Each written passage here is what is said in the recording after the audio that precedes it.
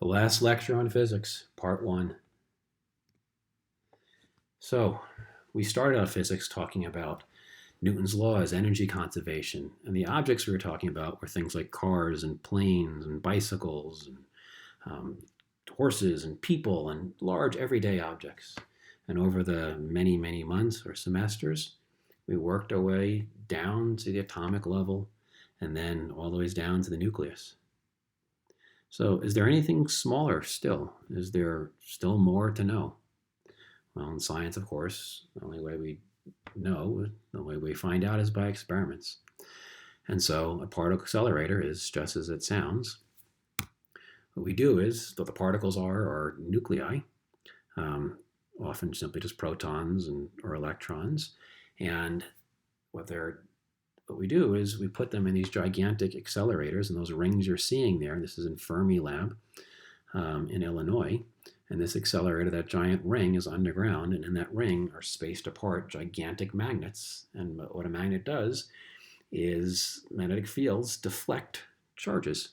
So these gigantic magnets, the most powerful magnets we have, whip around protons and electrons around these giant rings, ever going around and around and around many, many times. And eventually, the magnetic fields, we direct them to collide into each other as they're going in opposite directions. They collide into each other at very great energies. And essentially, what we're doing is just seeing what sort of comes out of those very energetic collisions. Is there smaller stuff still? What's everything made of? Is there more physics down there?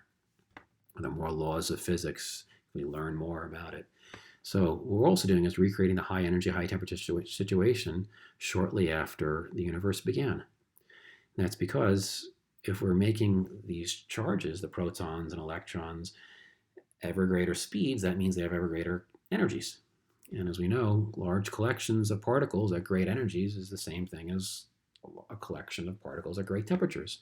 And so early in the universe, it was nothing early in the universe, it was extremely hot, and therefore the particles were at very high energies.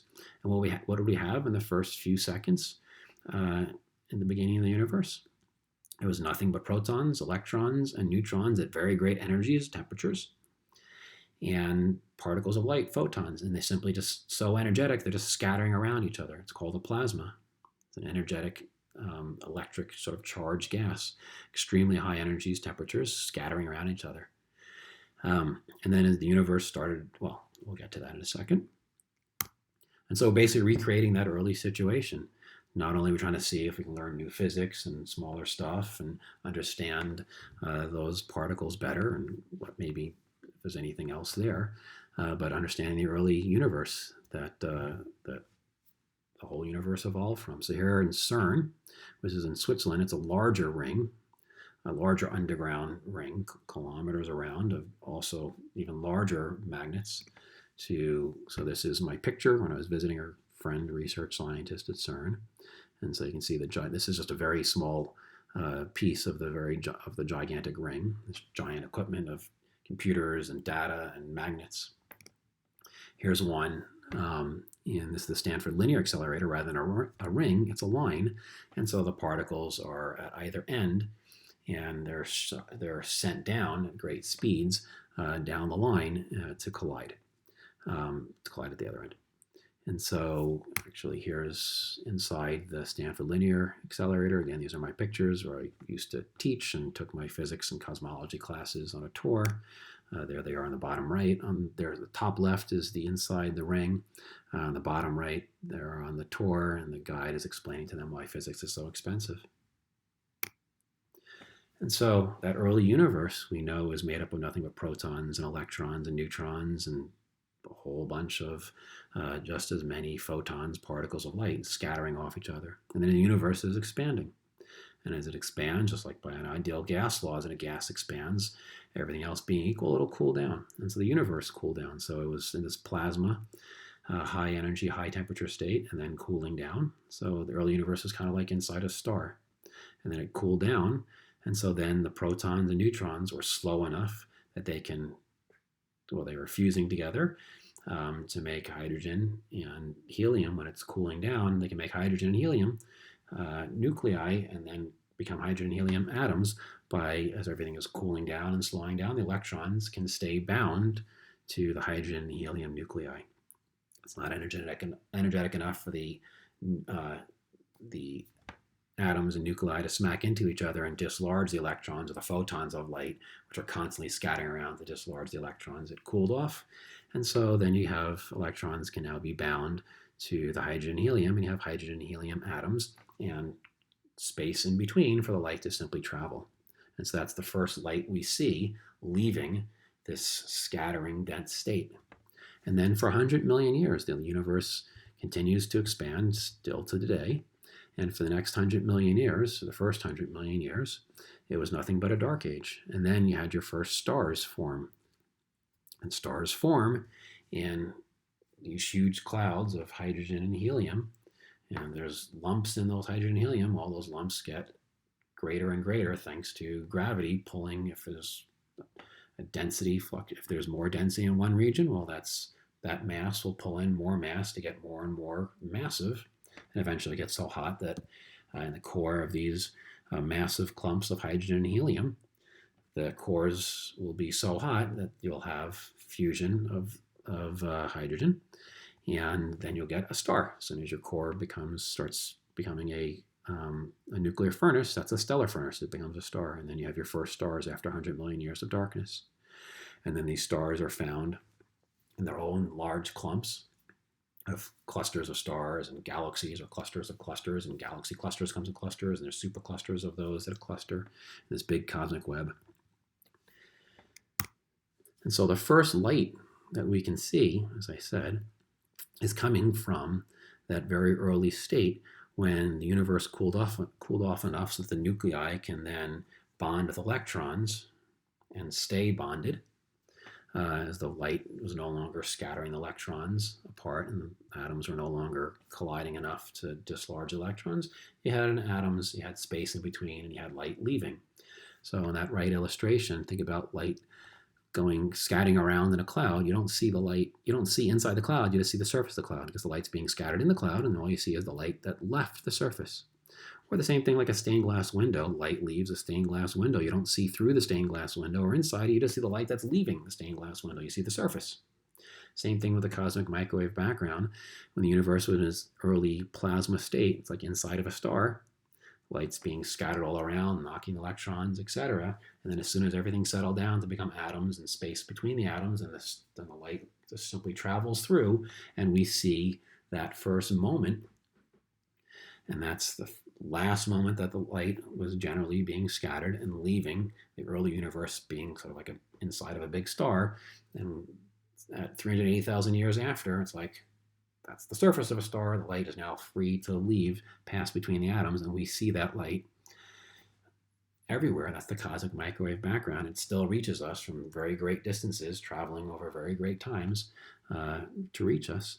And the temperature of this cosmic microwave background, the temperature of the early universe when this happened, and we know this by nuclear physics, was about 3,000 Kelvin. And so you've learned already about black body radiation and various formula that you can use to calculate the wavelength if you know the temperature from a black body. And so if the CMB, the cosmic microwave background, the surface of last scattering, the first light we can see, the earliest light we can see from the universe, if that comes from a state of 3,000 Kelvin, you can calculate what the wavelength, the maximum wavelength should be, and that calculates to the microwave region. And so that's why it's called the cosmic microwave background. And that corresponds to a little bit less than 400,000 years after the beginning of the universe. So here's a simulation based on data of this is the cosmic microwave background, falsely colored. This is the actual data wrapped into a globe to represent the sky. We'd be at the center looking at the sky if we were able to see with our eyes the cosmic microwave background. Instead, we use microwave antennas to detect this. And so it's falsely colored. The blues are a little bit cooler, and the other color represent warmer regions. And so why is there a little bit of fluctuation? Because this early state of nuclei is still bound by the rules of quantum physics. There's an uncertainty principle, there's the quantum wave nature, and so we have some regions that are a little bit there's a variation, um, and think about it like troughs and crests, the various wave natures. And so where they're essentially a little bit less dense is a little less cool, and where it's and where it's a little bit more dense, you have more activity going on. And so regions where it's a little bit cooler, matter can start to gather and it'll be scattered or leaving, racing away from regions a little bit hotter. And so you're looking at a cool region. And so matter pulls in more and more matter if it can settle there versus the place that's a little bit hotter. And so the cool regions are where matter starts clustering together and eventually becoming so much so that stars are born and clusters of stars and galaxies of stars are found in those regions. And so there's the WMAP space probe satellite that made this image. And so once again, if you're looking at the locations that are a little bit cooler, those are locations where matter can stay versus hot regions where it's going to basically be pulled towards the cooler regions. And that's where you have your stars and galaxies and clusters of stars and galaxy clusters. And that's where they evolve as the universe expands and grows out to us. And so, looking here, a map of the CMB maps out to a map of the large-scale structure of the universe. So those dots, those are clusters of galaxies, and those clusters of galaxies are all found, or just about all found, in regions where the universe, the CMB, was a little bit cooler thanks to its quantum nature. So there's where it's a little bit cooler, you have your clusters of galaxies, and so the early universe simply maps out into the structure, the large-scale structure of our current universe. So it's all from the physics that we know, the nuclear physics and the quantum physics and thermodynamics, and then the gravitational physics, and those rules tell us the story of how the universe has evolved and is evolving. But there's still more to know. In fact, 3/4 of the universe is entirely mysterious as a dark energy or dark stuff creating a gravitational effect that that's causing the universe to expand at ever faster rate, an accelerating universe. And so between those clusters of galaxies, this is a base. So all these lines here are actually, those dots aren't stars, those are clusters of galaxies. Those are galaxies. Galaxies have about hundreds of billions of stars. So every one of those dots you're looking at represents about hundreds of billions of stars in a galaxy. And so the galaxies are lined up on what is like a cosmic web. And so between the web are the places where the cosmic microwave background was hotter, and the web lines are where it's cooler. And so between the web is hardly any galaxies, and therefore hardly any stars and hardly any stuff. And so it's between that web, between that almost emptiness, that the dark energy is most effective, where the universe is just expanding, or more and more space is simply just being created or just popping up. And so therefore the space is simply expanding to make room for more and more space. And so the galaxies along these clusters are just getting farther and farther away as the space between them is getting ever bigger. It's not really, the galaxies in a sense aren't really moving, it's just the space between them is expanding. That's why it's an expansion. And so 3/4 of the universe is from that dark energy effect. We have no idea why. So that's a whole new bit of physics for us. And then 22% is made up of dark matter or other dark stuff. So they're both called dark, not because they are in relation to each other, but they're dark in the same way that the dark ages are dark to us. We don't know much about them. And they're dark because we don't see evidence of it. Dark matter isn't glowing or emitting light, otherwise we'd see what it is. It just has a gravitational effect like ordinary matter. And so throughout the universe and clusters of galaxies and everywhere, we see there's dark matter and its gravitational effect, which actually keeps the galaxies bound together. Without it, stars would be flung apart. So if you look at those numbers there, less than 5% of what makes up the universe is the ordinary stuff that we know of. So it may be that the dark matter is simply stuff that's just very light and hard to detect. We've only been in the game a little while, so it's not surprising that we haven't found everything. And so maybe fairly soon in those particle accelerators, we'll discover the dark particle or dark particles. Or maybe there'll be new physics. We don't know. Dark physics. Maybe it'll be something ordinary and just be, along with the table of elements, we'll know what the dark particle is, and it'll be just something we just casually mention. But we can see that about 5 times the amount of matter is stuff that is unknown to us. So there's still plenty more to go.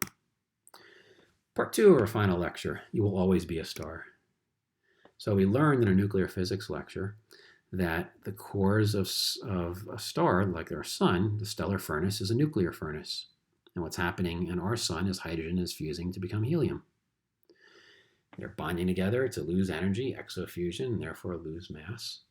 And so more massive stars, supergiant is the name for a much more massive star. In physics and astronomy, the concepts are hard enough, so we use the names as simple as possible. A star that's much larger than the sun, it's a supergiant.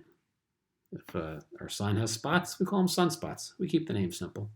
Strong force is stronger than the weak one, and it's stronger than electric.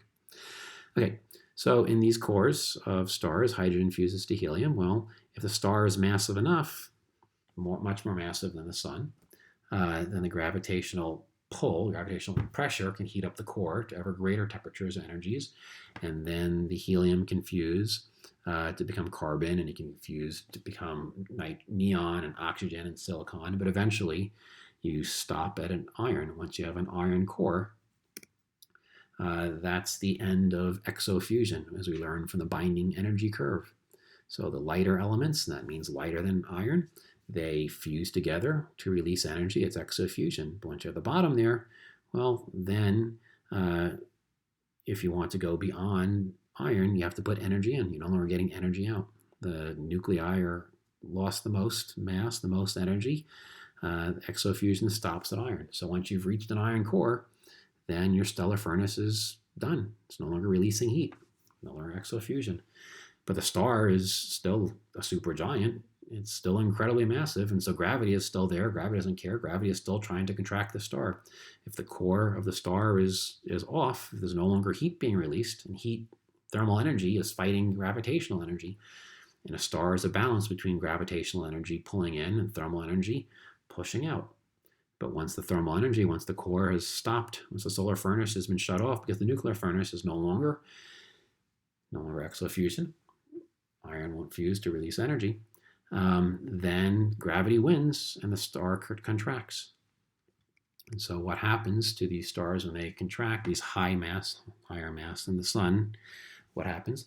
Well, the gigantic star is pulling in thanks to gravity. The thermal energy is going away, and so the star ever rapidly contracts and contracts and contracts until it smacks off the iron core and rebounds. And so the inner layers smack off the iron core and rebound into the outer layers. So here's a home video I took of a far away, actually, supernova. But I thought it was worth traveling to and taking the video for you to see it. So there's your stellar explosion. And see, these explosions might be or brighter than a billion suns. They can be as almost sort of roughly as bright as a galaxy. Those massive explosions, the greatest explosions in the universe. And so the star is expelling itself to its surroundings. The star is releasing all the stuff that it fused, all the carbons and nitrogens and neons and oxygens and hydrogen and helium is all being expelled. Well, much of it is being expelled. And there's an illustration of the red giant exploding, expelling its products, stuff that it fused up until iron, and the core gets compressed from that explosion and from the gravitational pull, compressed so much that the electrons and the protons get pulled in to become neutrons. You're left with nothing but a gigantic ball of neutrons, a neutron star, although it's not really a star because it's no longer any fusion happening. So it's basically like an element, a gigantic ball of neutrons about the size of the Earth. If it's even more massive stars, the core keeps on collapsing to become a black hole. If you want to learn more, take one of my astronomy classes. So here's actual photos. of the remnants of supernovas. You can see it's expelling all its ingredients back to space.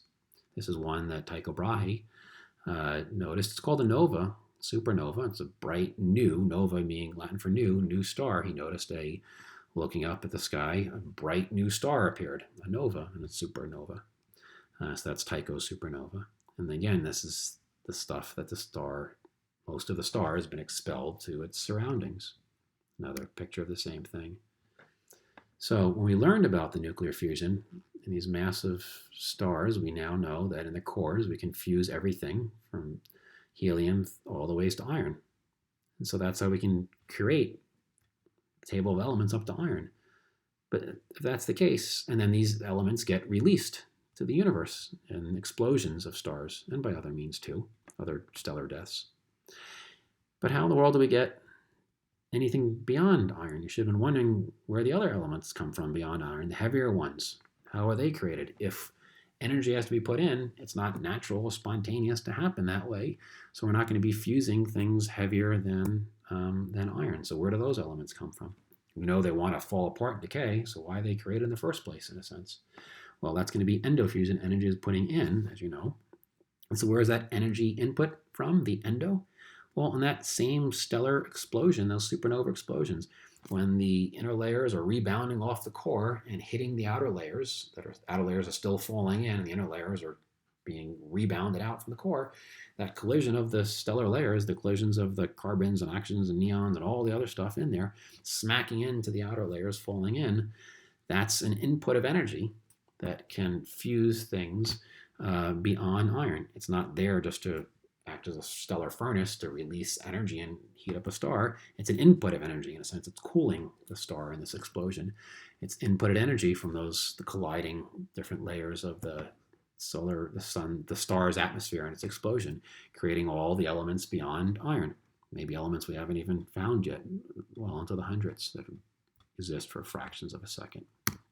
And so it's in those explosions, it's in the cores of the stars that we get everything up to iron, and then after beyond iron, it's in the deaths of the stars. And there's other types of deaths that are mentioned in here, and even neutron stars, the cores of those explosions. Some of those neutron stars can then bound to each other and spiral and smack into each other. Again, want to learn more, take one of my astro classes. But the entire table of elements was cooked up. Hydrogen and helium was cooked up in that early state, that plasma state, right after the beginning of the universe, where we see the cosmic microwave background coming from, and everything after that was cooked in stars or made in the explosions of stars. All things, everything on the earth, everything in you, everything you know of, all throughout the universe. It all comes from many, many stars. The carbon in one hand and the oxygen in one lung is made up in stars that are different from the carbon and oxygen and iron in your other hand, in your other lung. So you're the product of the deaths of many stars, and who knows what else. Maybe ancient civilizations too. So these supernovas, they explode into their surroundings. But what is the surroundings? So the surroundings between stars is not empty. It's not empty space between the stars.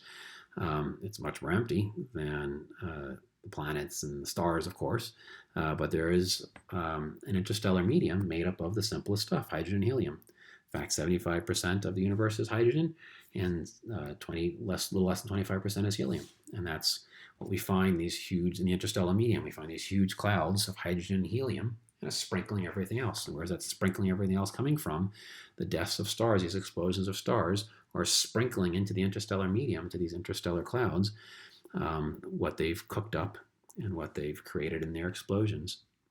And that the shock wave from these explosions, when they reach these gigantic clouds, that shock wave compresses and makes density fluctuations within the clouds. And if you have places that are more dense in the cloud, then that means more matter, more gravity pulling in more of the surrounding, and therefore those density fluctuations from these shock waves will get ever more dense and ever more massive thanks to gravity, until eventually you have very large lumps that were created by these density fluctuations, creating very large lumps that are pulling in more and more matter, and these very large lumps in their cores get so hot that the cores start to fuse, and then you get a stellar furnace that's a nuclear furnace. And then you get stars, young stars being born in these interstellar mediums. So these are stellar nurseries.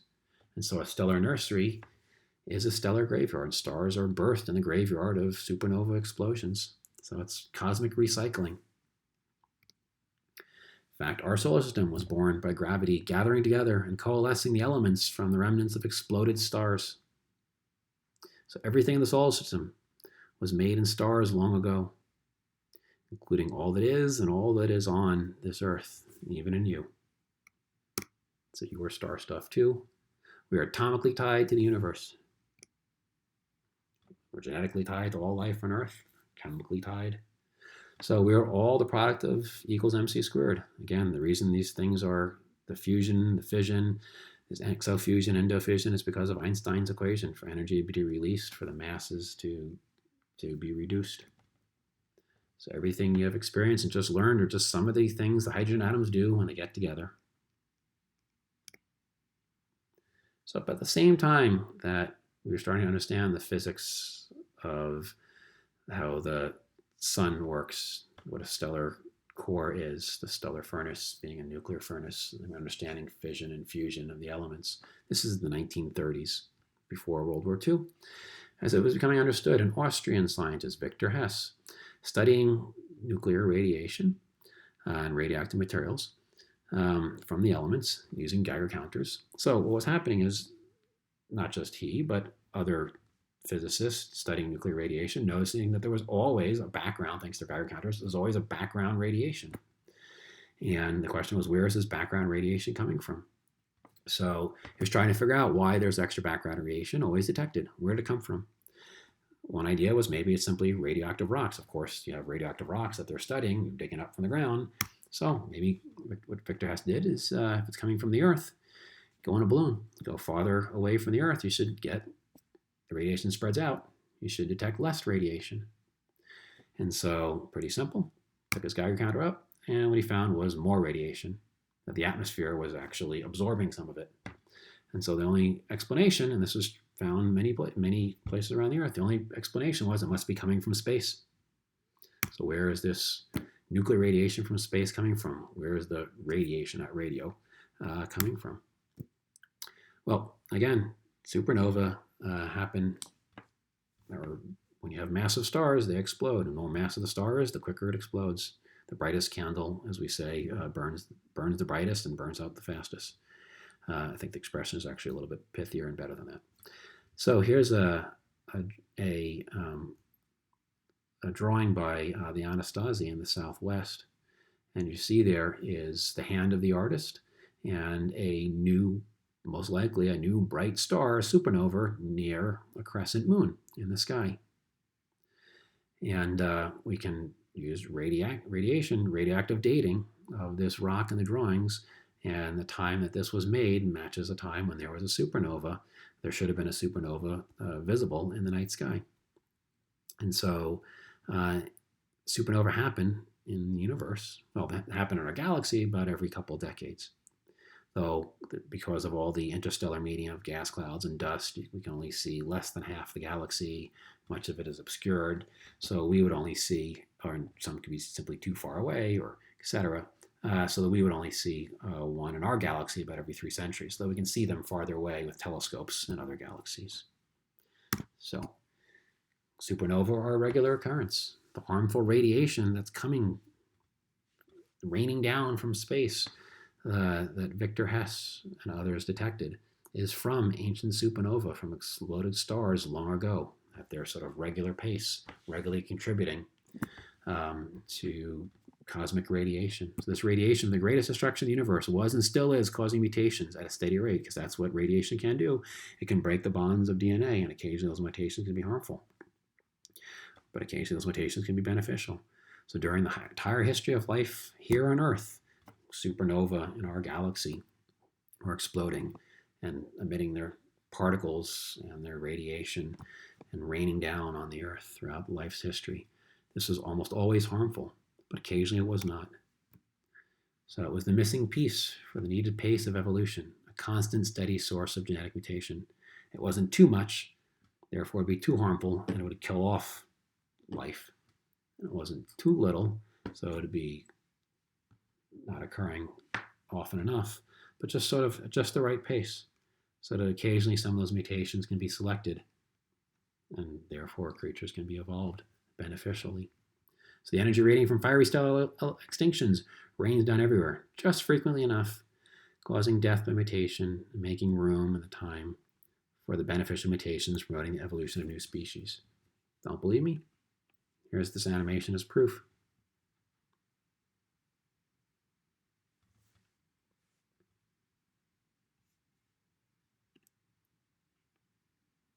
So we're all tied to the universe, bound by its remarkable few rules, the laws of physics. We are its product. We are all star stuff. That's all, folks. Hope you enjoyed it.